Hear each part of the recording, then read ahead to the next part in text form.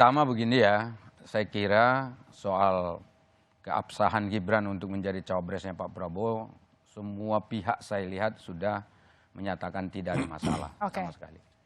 Bukan berarti benar ya? Jadi ya saya mau membalikkan dulu ke sana. Yang mengatakan itu sah itu bukan kita malah justru. Yang menyampaikan itu sah adalah Pak Mahfud MD.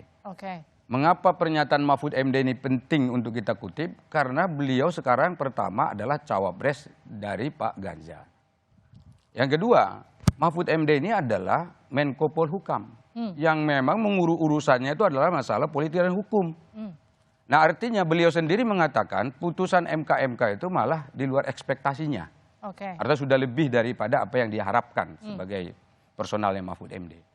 Kemudian di dalam proses pembacaan putusan MK itu dijelaskan, di awal sudah dijelaskan bahwa ini tidak akan mempengaruhi putusan dari MK yang putusan 90. Berarti kan secara formal sudah legal ini. Nah sekarang saya lihat ini kan selalu dipersoalkan lagi, ini Gibran begini dan seterusnya.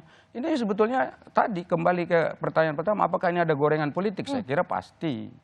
Karena ini kan terbukti nih, sudah diputus di sini, belum puas, ada sebagian dari pemohon itu yang melaporkan lagi para hakim-hakim ini yang katanya maladministrasi. Jadi saya lempar lagi ke Pak Dedi. Jadi ini bukan semata pelanggaran etik, ini memang ada gorengan politik di sini. Sejak awal ini kan gorengan politik. Gorengan politik, partai-partai politik yang ingin anak presiden jadi calon wakil presiden. Itu politiknya sejak awal atau gorengan politik atau gorengan politik dari partai-partai yang tidak menginginkan pihak yang mengajukan judicial atau review, gorengan politik siapa yang mendapat dari manfaat, partai-partai yang tidak menginginkan sejak adanya awal calon politik. anak muda jadi pemimpin di Indonesia ini. Ini yang bukan soal anak muda. 37 tahun. Anda jangan ini yang mana yang menggoreng ini sebetulnya?